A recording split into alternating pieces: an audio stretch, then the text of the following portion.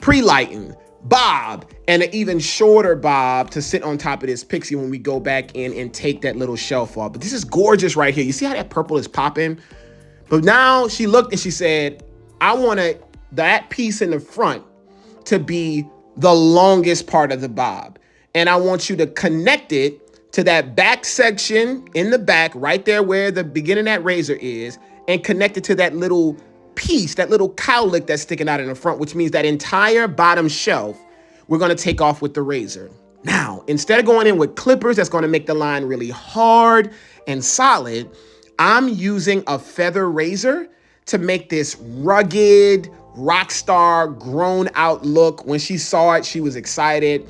So this is where your tools come in handy. Clippers give you hard lines, shears give you hard lines, thinning shears give you chunky pieces. I wanted razor, tattered, almost like frayed jeans. I wanted it to look like denim or seemingly these frayed pieces of, I just thought it was a great compliment to the shape. Still in a bob or diagonal line shape, but the ends or the finish is a lot more organic, a lot more natural and frayed. Remember, making that the longest piece, I'm using my eyes to really put that angle in there. Guys, use your razor, use your different tools in order to create these shapes to be bespoke. We want the client to walk out the door and to get confidence and compliments. Listen, you can get your client to get confidence with themselves when they look in the mirror and constantly get compliments for a week, 2 weeks. Guys, that's how you get clients. People want to be complimented. So now we got this angle showing off her cheekbones, showing off that beautiful jawline.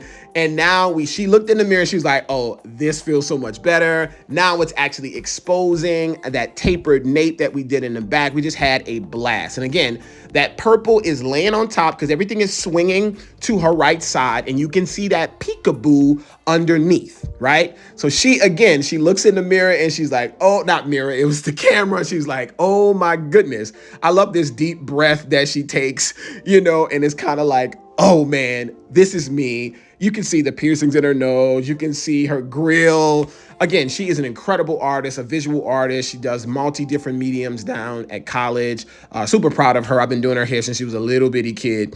And her mom is one of my long-standing supporters. But she grown now, so she can get whatever kind of hairstyle she got. So guys, think about that. Now, Asia wouldn't be a good client in the salon. She don't have no money, right? She's in college, she's broke, you know what I mean? She's going to school, but she would be excellent for photo shoots, excellent for creativity, excellent to be a model to showcase what you can do. So think about that. Her mother is more of my client that comes in, has a corporate job, has children, has a family. Asia at 21 is more like my creative expression. She's my doll baby that I can showcase what I can do. So think about that when you have different types of clients in your area. Now, I'm going in and I'm using this technique where I do this kind of jagged zigzag parting again. I've used this technique in previous tutorials because now what I want to try to create is roundness.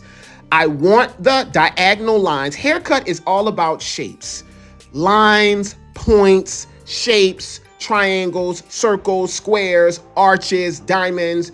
I have this diagonal hard line going from her occipital down to pretty much her jawline or the tip of her nose. But now I want there to be a level of roundness inside of the bob. So I'm climbing up with these small sections, having my hand to be like a guide or a measure from scalp to the hair, bending the hair in such a way and just chopping at the ends to create this roundness of this bob, okay? That is gonna now, you see it's starting to peak below, still keeping that hard line at the bottom.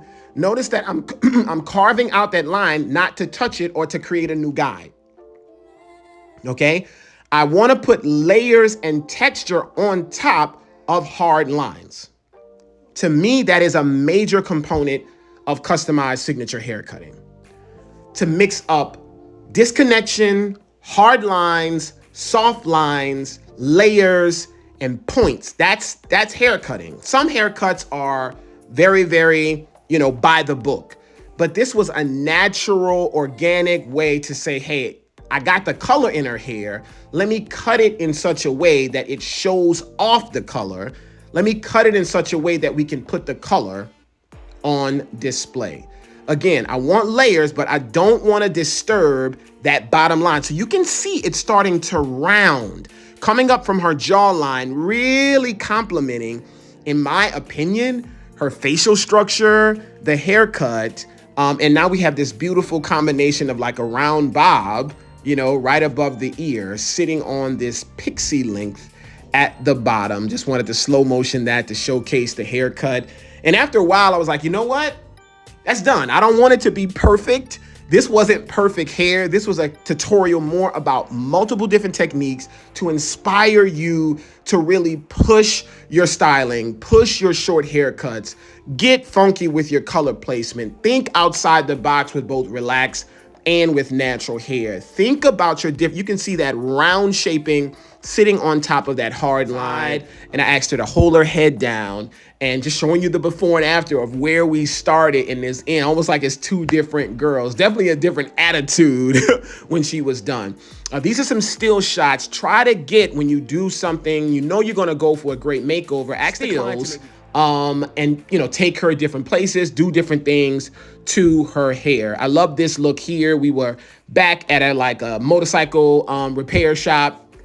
I said, let's go put the pretty girl by the rugged, you know, 18-wheeler and bike. You know, they let us kind of hang out by their business. So shout out to Southern Vintage Speed. And here's a still shot for me that I could use. So I tried to get something that I could use, but that she could also use. She's a content creator on TikTok, on Instagram, so she could use some of these stills herself. I've been encouraging her to open up her YouTube channel. Definitely a straight up rock star and a fashionista. Guys, I hope you enjoyed this tutorial. I tried to leave it all on the court. Drop any questions in the comments and I'll be sure to answer them.